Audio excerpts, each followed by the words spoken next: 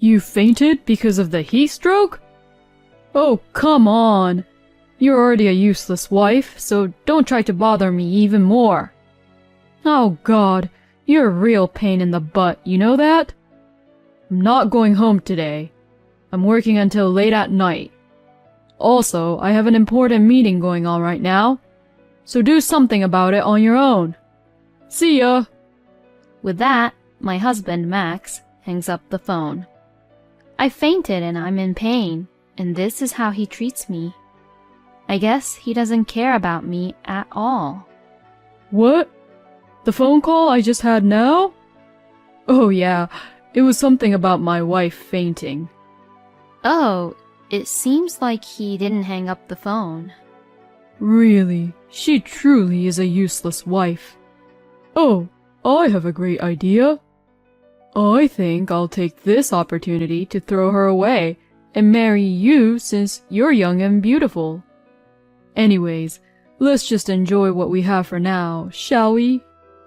Is this, perhaps? My name is Tessa. I live with my daughter, Rebecca, who just turned 5 years old, and my husband, Max, who is a hard-working man. Max is a friend of a colleague from the office where I used to work at, and Max was introduced to me by a colleague who couldn't bear to see me depressed after breaking up with my ex-boyfriend who I was dating at the time. We then began dating, and after about 3 years of dating, we got married. I worked for a few years after our marriage, but now I am a full-time housewife and actively participate in local volunteer activities. The reason I became a full-time housewife was because Rebecca was born. I had actually planned to return to work after my maternity leave, but because of Max, who insisted me to quit my job, I decided to quit my job and become a full-time housewife. According to Max, he says, It is best for children to be with their mothers, especially if she is a girl. Max loved children since we first met, and had always said he wanted a child even when we just started to date. So, when he found out that I was pregnant, he cried with joy. During my pregnancy, he left work and came back home early to be by my side as I suffered from morning sickness. He was a kind husband. He remained the same even after our daughter, Rebecca, was born. Max was a devoted father who bathed Rebecca after he came home from work and took her to parks and theme parks on his days off. But recently, Max has been getting busier at work and was even working on his days off more and more. Dad, what do you want to do today? I want to draw at home. I'm sorry. I'd love to play more with you, Rebecca, but I really have to go to work now. So, let's draw together some other time.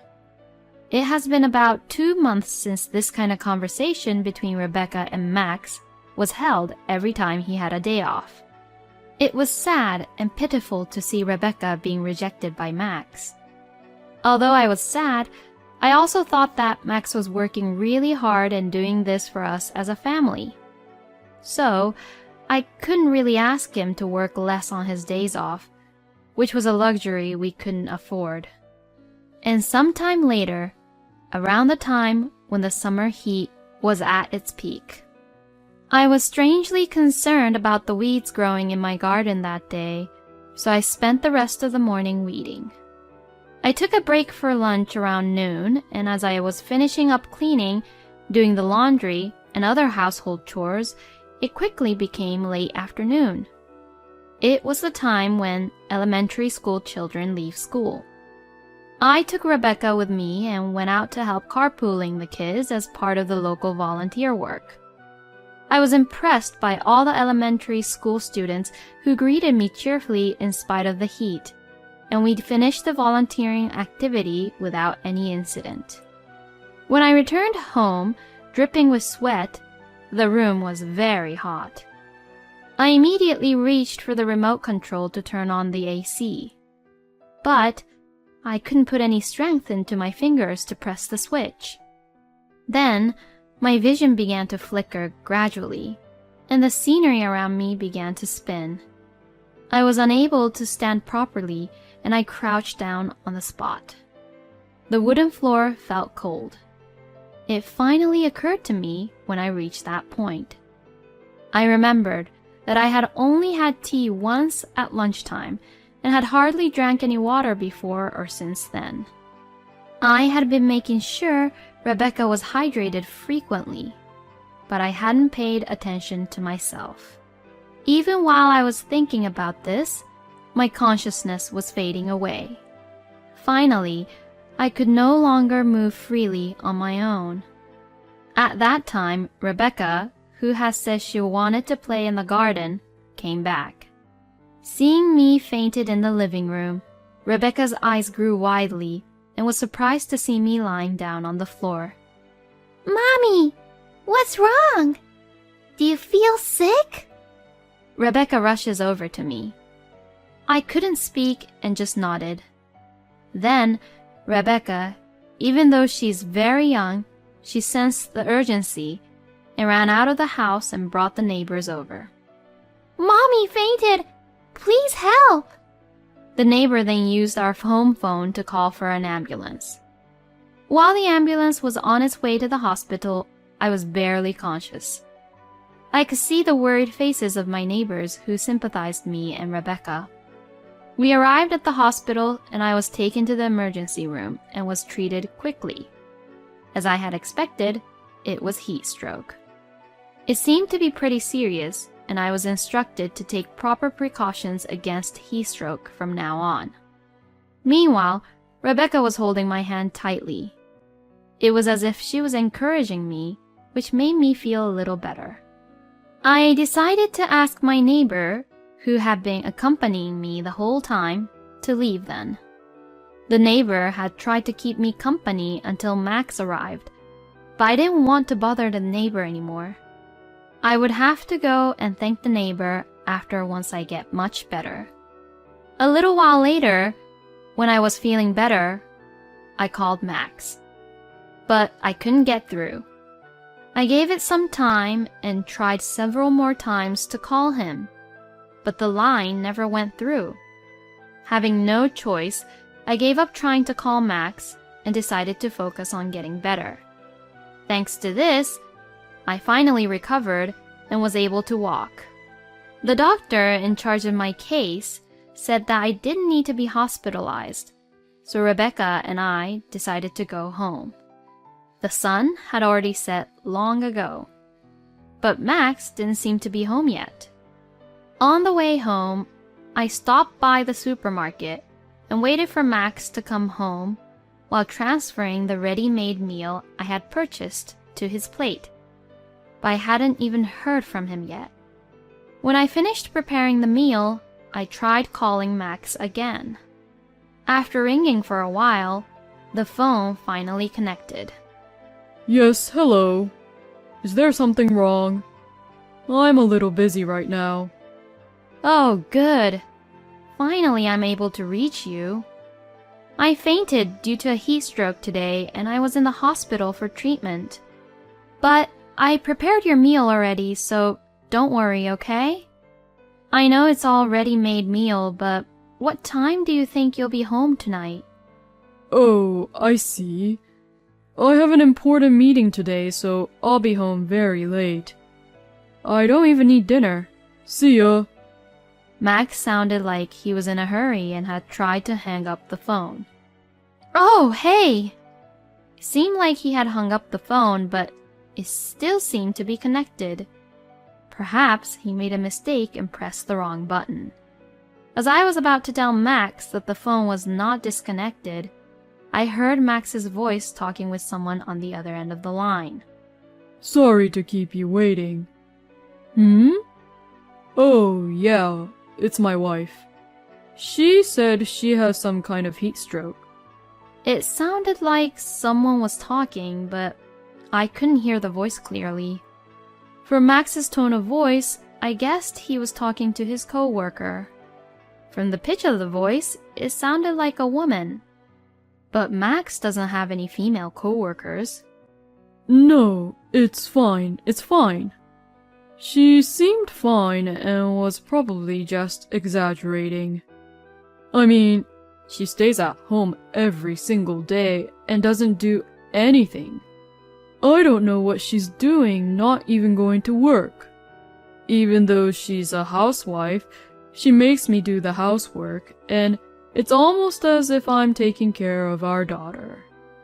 I might have married the wrong person. I mean, my daughter is cute, but, you know. I couldn't believe my ears when Max said that. I subconsciously pushed the recording button on my cell phone. Oh, I have a great idea. Wouldn't it be great if I divorced my current wife, took my daughter, and remarried you? A cute daughter, a hard-working, young and beautiful woman like you, and we'd all make a great family, don't you think? As Max said this, I heard someone cackling and laughing. Then, I heard someone's voice clearly, and the voice was getting close to the phone. Are you asking me to be the mother of your child all of a sudden? Well, your daughter is cute, so maybe that's not too bad of an idea. Well then, you have to promise me. Hurry up and divorce your current wife and become my husband. Yes, I will. Anyways, let's continue what we were doing here. I can be with you for a long time today. And that was when I hung up the call. Just like when I fainted from heat stroke, every power and energy had left my body. It would be strange not to suspect Max to be cheating on me after hearing this conversation. Max had been lying to Rebecca and I this whole time, and he was having an affair with another woman. I thought he was a good husband and a father, and a great family man, but he betrayed me. He used to be so kind. Where did that Max go to? This is absolutely unforgivable. My anger toward Max rose. I want to get back at him somehow. Then I suddenly remembered. I wondered if the call I just heard was recorded properly or not. I checked my cell phone and played back the recorded data. Thank God. It was in the middle of the call, but it was recorded properly. But this alone might not be enough evidence of Max's affair. So later that day, I visited a detective agency with this recorded data. I asked for a background check on Max and listened back to the recorded data I had brought into the agency. At first, we didn't notice it, but there was some casual music playing in the background in the call. The detective told us that the music was from a TV commercial that was playing in a certain hotel. And if it's that hotel, then that hotel would be near Max's workplace. From there, a week-long background check was completed, and I was told the results. As I had expected, Max was having an affair with a woman at work.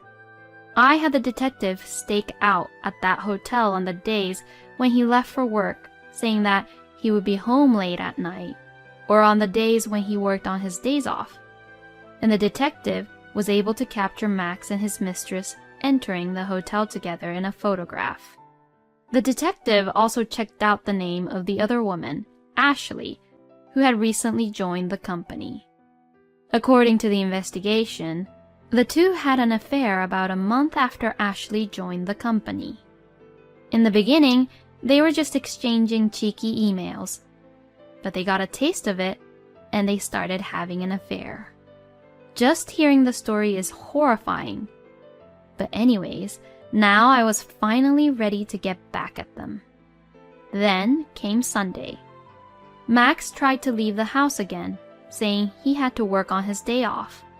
But I already knew that was a lie, because I had already checked with his workplace in advance. I had already confirmed with Max's boss that he isn't that busy where he had to work 90 hours per month for the past month and the upcoming months. That was what Max's boss had told me. When I tried to confirm with Max's boss, he seemed to get some kind of hint while answering to my questions, but I just thanked him and quickly hung up the phone after. I told Rebecca to go play in her room, and as Max was about to leave, I stopped him and sat him down on the sofa in the living room. Hey, I need to talk to you about something. I've told you before, I have to go to work today too. Stop lying. I know everything. I presented Max with the evidence of the affair that I had received from the investigation. Max then had a surprised look which said, "Oh crap. You know what I'm talking about, don't you? While I was in the hospital after fainting from heat stroke, you were happily having an affair yourself, weren't you? Rebecca was asking you to play with her, but you lied and had an affair with another woman, right? Do you realize what you did?" Then, Max knelt down on the floor and bowed his head. Oh, I'm so sorry. I didn't mean it. Because it's that woman's fault. She forced herself onto me because she knew that I was easy to get to. I'm a victim too. I'll break up with Ashley, and the three of us will continue to be a family as usual. Alright? Max said things that I couldn't tell if he was apologizing for making a mistake or making excuses, so I began to play something for him. It was that recording. Max's face turned red and then got pale as he listened to the recording. The only reason I became a housewife is to fulfill your wishes. And when I say I'm doing the housework, you just take the garbage that I put together. You take care of Rebecca, you bathe her and play with her, but I'm the one who takes care of Rebecca during most of the day. Where did that kind and gentle person I knew go to? Max mumbles on saying, That's... But... I'll divorce you just like you wanted. But I will raise Rebecca on my own as I always have. It's not good for her education if she stays with a liar like you. Oh, that's right. Of course, I will charge you alimony as well. You and your mistress will be both charged with alimony. As I said this, I threw the divorce papers at Max. Max just stared at it as it fluttered in the air. Then, Rebecca, who was supposed to be playing in her room, came in. She had apparently gone to the bathroom. Oh? Daddy, you're not going to work today? Yay! Then come play with me. Didn't you say the other day that you would draw with me? Rebecca said that as she hugged Max. At that point, Max finally realized what he had done and how he could never take it back. So he hugged Rebecca back and quietly started to cry. In the end, Max and I got a divorce. When I saw the two of them embracing together, I really questioned myself if I did the right thing, thinking that I might have taken her father away from my own daughter, but I decided that, in the end, I chose the right thing. Some might think, how could I divorce someone over a single mistake? But thinking about Rebecca's future, I felt that our divorce was inevitable. Because a person who has betrayed you once is sure to betray you over and over again. After the divorce, as I had declared previously, I demanded alimony from Max and his mistress and received it. I will be using this money for Rebecca.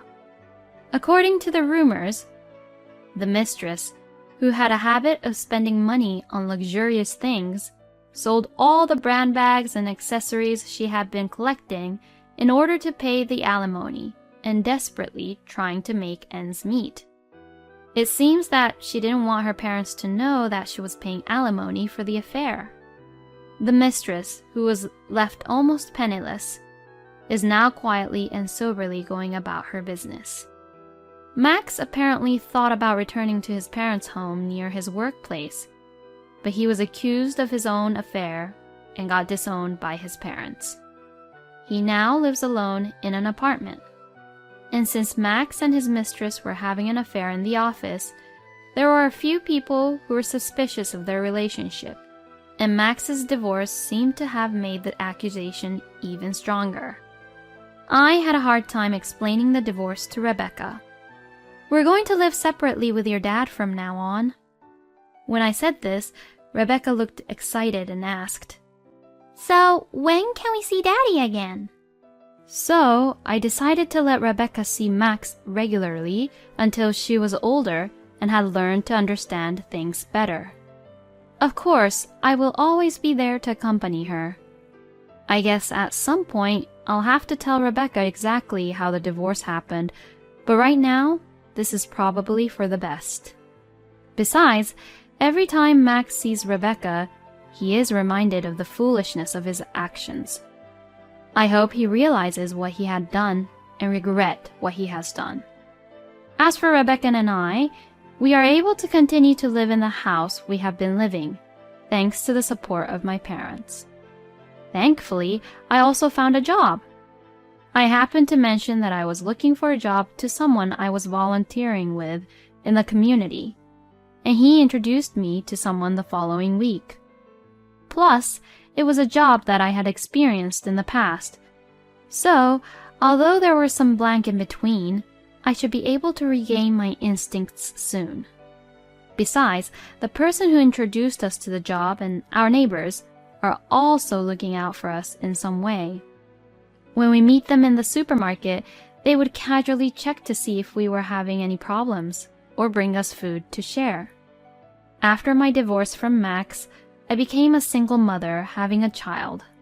So I am anxious about many things that can happen in the future. But with the support of the kind people around me, I have a feeling that I will be able to lead a happy life.